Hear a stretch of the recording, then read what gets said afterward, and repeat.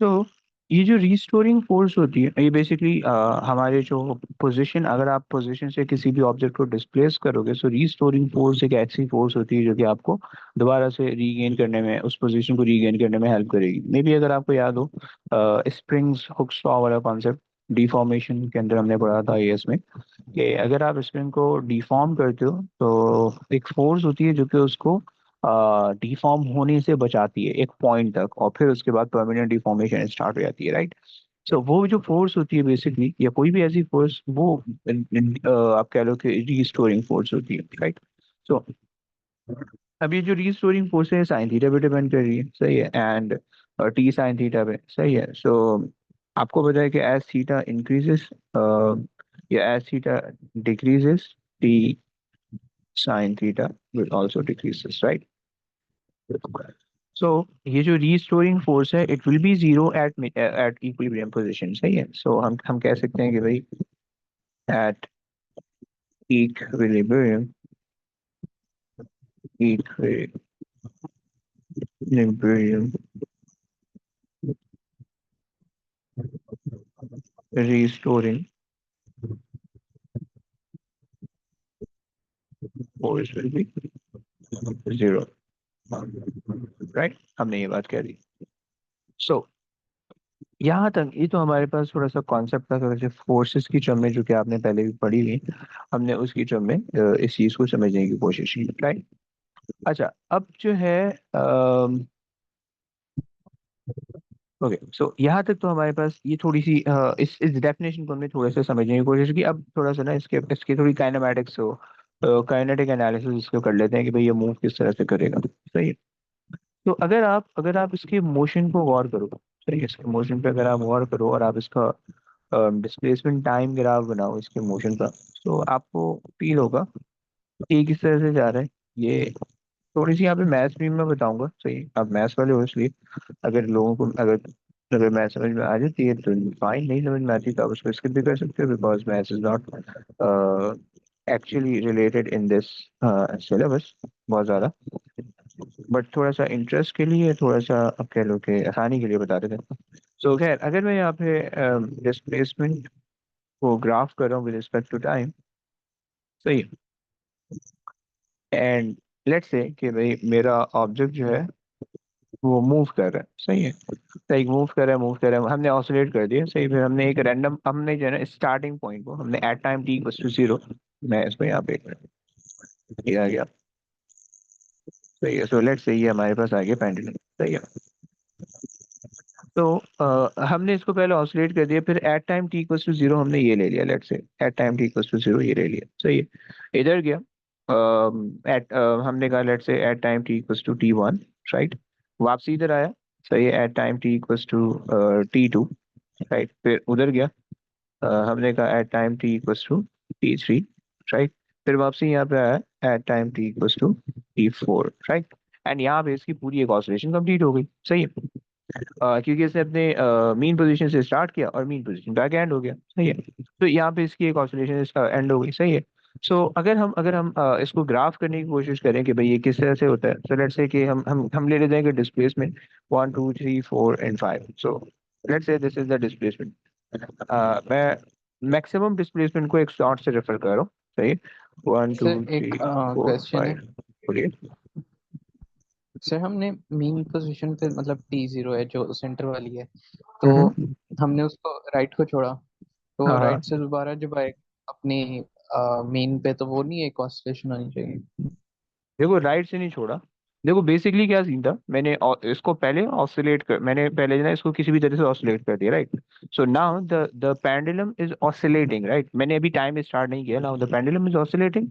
अब जब पेंडुलम यहाँ पे मीन पोजीशन पे पहुंचा, देन मैंने जो है ना स्टार्ट किया कि भाई ओके, अब मीन पोजीशन से जब यूं जाएगा, फिर वापसी आएगा यहाँ पे, और फिर जब व्यू आएगा, सो मैंने इसको वन ऑसिलेशन काउंट किया। हम यूजुअली ये नहीं करते, हम यूजुअली एंड से काउंट करते हैं, राइट। कि हमारे पास जब वो एक एंड पे होगा, सो हमने वहां से ओके, लेट से हमने यहाँ से रिलीज किया, जब वो ये पूरा घूम के गया और ये पूरा घूम के आया, सो हमारे पास जो है ये एक ऑसिलेशन हो गई, ऐसी ऐसी कह रहे हो, अच्छा, जी सर, राइट। ठीक है। मैं इस तरह से नहीं कह रहा, क्योंकि ग्राफ थोड़ा सा अजीब सा बन जाएगा। सही, कॉस का ग्राफ बनेगा, बन सकता है, कोई मसला नहीं है। लेकिन समझाने के लिए कह रहा हूँ, दोनों दोनों में पॉसिबल है। आपकी आपकी मर्जी है कि आप यहाँ से सेंटर से लो, आप एक एंड से लो, आप दूसरे एंड से लो ग्राफ। आपको बस कॉन्सेप्ट समझ में आना चाहिए कि कॉन्सेप्ट क्या बन रहा है, राइट। तो अब यहाँ पे मेरे पास जो है, मैं मीन पोजीशन से ले रहा हूँ आसानी के लिए, सही है। अगर हम देखें, so at mean position at time T equals to zero, हमारे पास लेट्स से पॉइंट यहाँ पे आ जाएगा, डिस्प्लेसमेंट जीरो है, सही है। एंड लेट्स से 1 2 3 4 एंड 5, सही है। And T equals to T1, या 4 पे ले लेते हैं, T1, सही है। हमने कहा कि भाई ओके, T1 हमने राइट साइड को की डिस्प्लेसमेंट को हमने पॉजिटिव ले रखा है, सही है।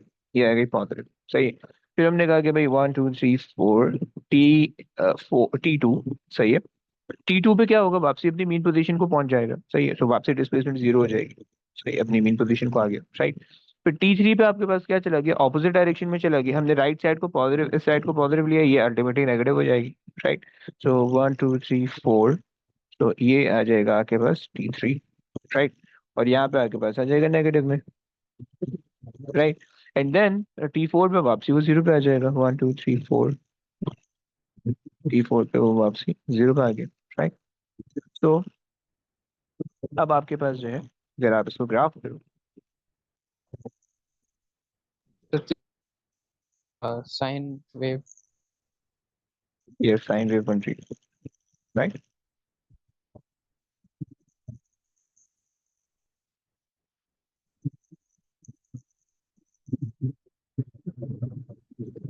क्या चल रहा है, वो बॉडी में सो गया था।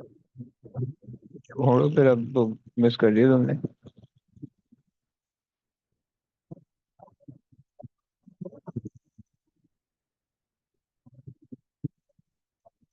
अच्छा जनाब, तो ये हमारे पास हो गई एक अदर साइन वेव,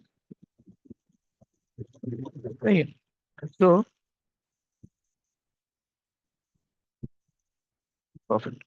अच्छा, अब अगर हम इसको देखें, हमारे पास जो है ना, ये वाला जो डिस्टेंस है, ये वाला जो मैक्सिमम पॉइंट है, ये आपके पास एम्पलीट्यूड वाला पॉइंट है, सही है। और बाकी आपके पास वैसे ही, सही।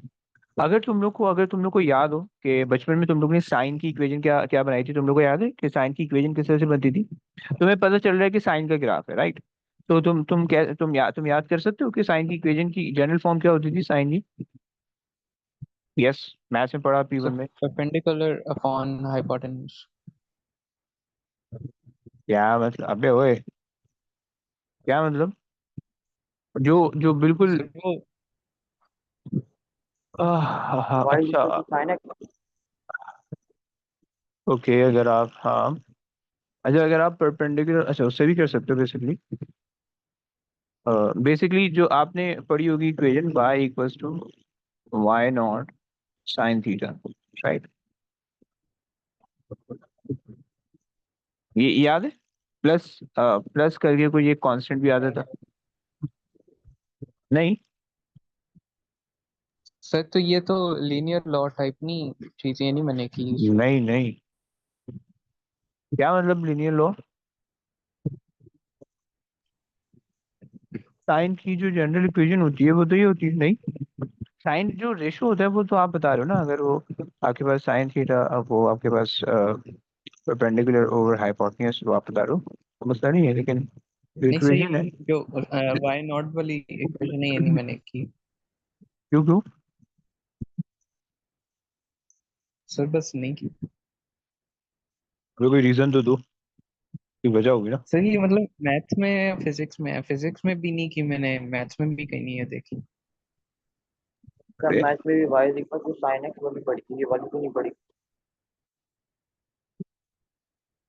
अच्छा, अगर तुमसे मैथ्स के अंदर P1 के अंदर, P1 में बहुत सारे ऐसे क्वेश्चन है कि जिसके अंदर तुमसे कहता है draw graph of y equal to 3 sin x, आप कैसे बनाओगे, अच्छा लेट्स से? सर दरअसल ना उसमें उसमें ना मैं क्या करता था, वो नहीं होती थी ट्रांसफॉर्मेशंस वाला चैप्टर था, मैं उसमें वो वाला अप्लाई कर देता था, मेरा बस काम चल जाता था।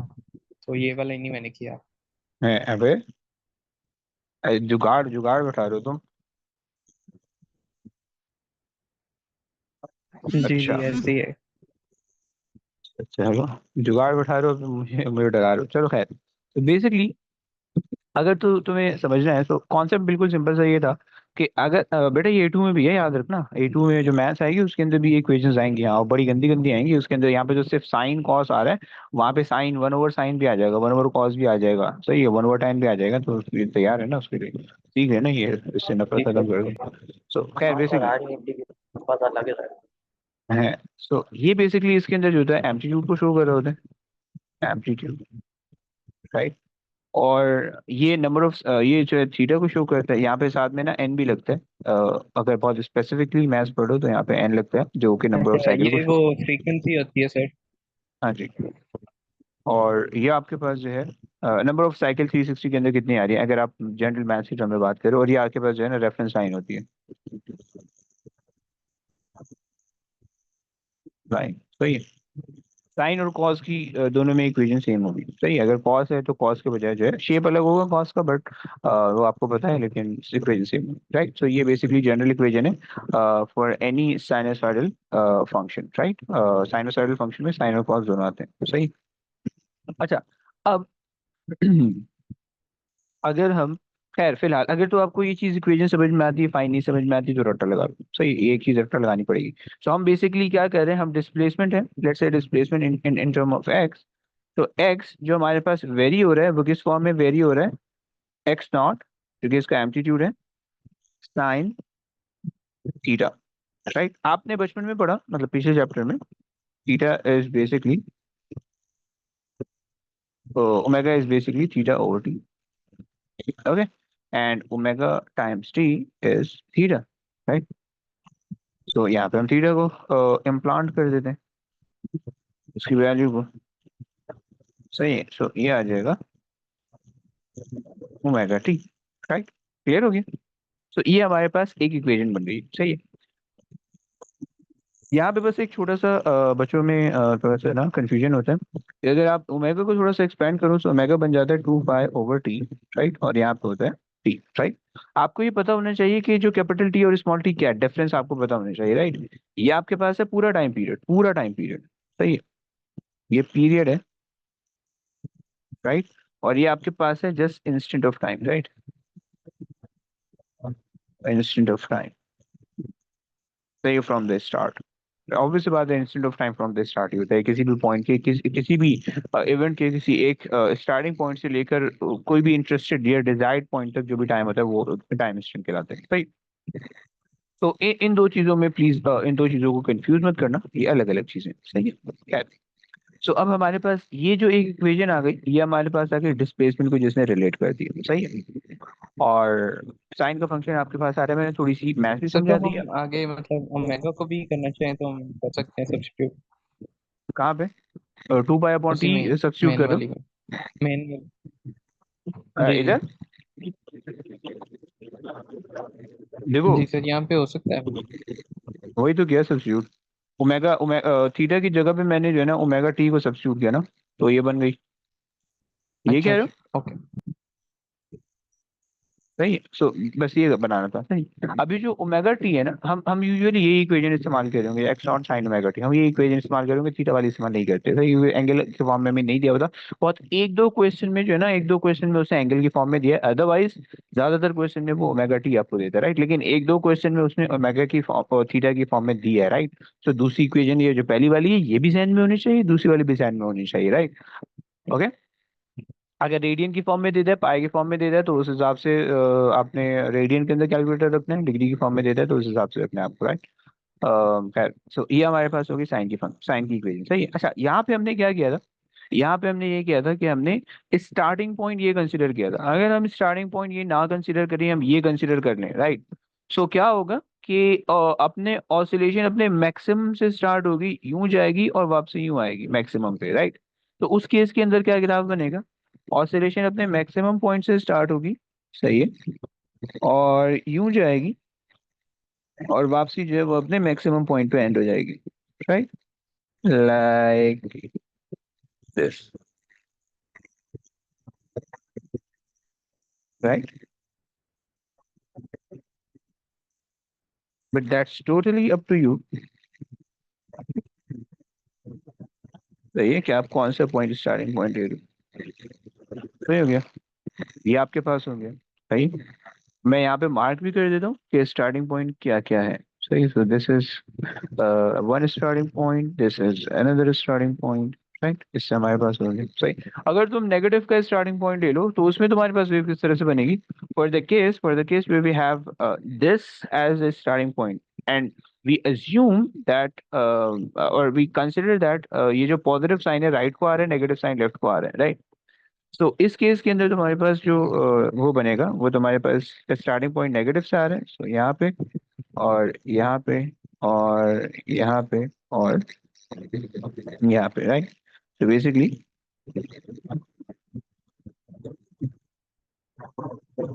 ये तुम्हारे पास इस तरह से कुछ बन जाएगा, राइट। अच्छा, तो बताने का मकसद ये सब चीजें बताने, ये सारी की सारी जो है ना डिस्प्लेसमेंट के ही ग्राफ हैं, ये किसी और चीज के वेलोसिटी वेलोसिटी के नहीं है, ये सब के सब डिस्प्लेसमेंट के ग्राफ हैं, राइट। तो और अगर तुम जो है मीन पोजीशन से आगे जाने के बजाय पीछे जा रहे हो, तो तुम्हारे पास बिल्कुल इसका उल्टा ग्राफ बन जाएगा, साइन का बिल्कुल उल्टा बन जाएगा, सही है। साइन का अगर तुम बिल्कुल उल्टा बनाना चाहो तो यहाँ पे और फिर यहाँ पे और यहाँ पे आ जाएगा, राइट, लाइक दिस। सर उल्टे से क्या मुराद के किस तरह मोशन उसकी किस तरह होगी? बताता हूँ।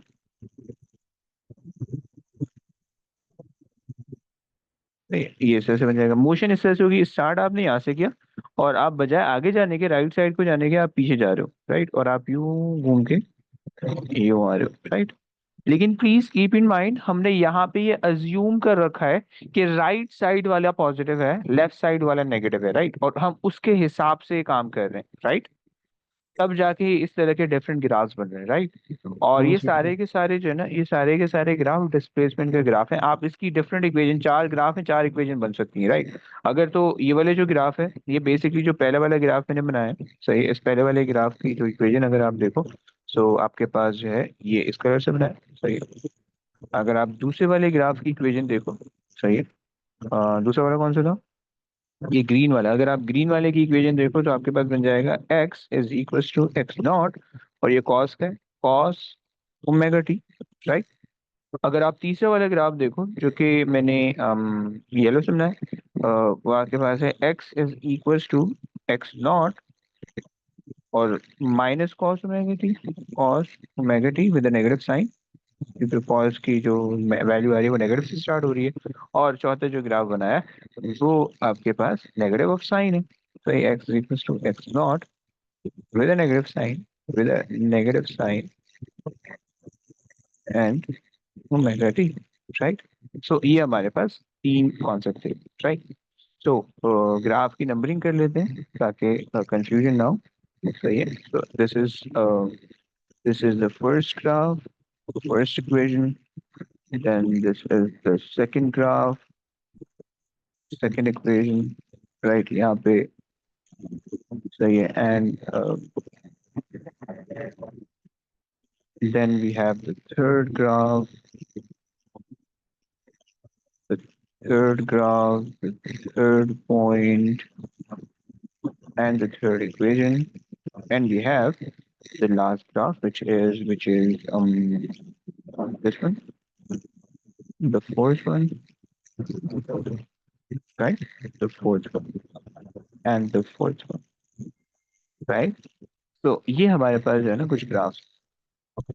अच्छा जी, खैर। सो अब ये जितने भी ग्राफ मैंने बनाए, ये जितने भी ग्राफ देखो, तुम्हारे जहन में अगर तो ये क्वेश्चन आ रहा है कि भाई तुम कहीं से भी स्टार्ट कर सकते हो, तो वो क्वेश्चन तुम्हारा क्लियर हो जाना चाहिए, राइट। कि तुम्हारा ये जो ग्राफ है, इसका स्टार्टिंग पॉइंट साइन भी हो सकता है, साइन का ग्राफ भी हो सकता है, यानी साइन की कर्व भी बन सकता है। साइन का कर्व तुम्हें पता है स्टार्ट होता है पॉजिटिव, जीरो पॉजिटिव एक्सिस से, और फिर ऊपर को जाता है पॉजिटिव साइड में, फिर उसके बाद नीचे आता है, राइट। और तुम्हारे पास अगर तुम इसको किसी एक एंड से इंक्रीज कर रहे हो, तो तुम्हारे पास जो है वो कॉस का भी बन सकता है नेगेटिव पॉजिटिव, साइन का भी बन सकता है नेगेटिव पॉजिटिव, प्रोवाइडेड कि तुमने किसी एक डायरेक्शन को पॉजिटिव माना हो पहले से और किसी एक डायरेक्शन को नेगेटिव माना हो, राइट। ऑल्दो इतना कॉम्प्लिकेटेड पेपर में नहीं करेगा, वो बहुत सिंपल से रखेगा, लेकिन मैंने एक पॉसिबिलिटी बनाने के लिए ये चारों चीजें बता दी, सही। आई होप सो तुम लोग ये चीज समझ पाओगे, सही है। तो ये हमारे पास जो थी फिलहाल यहाँ तक तो है, वो हमारे पास डिस्प्लेसमेंट का रिलेशन था विद रिस्पेक्ट टू टाइम, तुम कह लो सही है। यानी यानी अगर तुम याद करो, डिस्प्लेसमेंट वर्सेस टाइम का ग्राफ है बेसिकली, सही है। तो डिस्प्लेसमेंट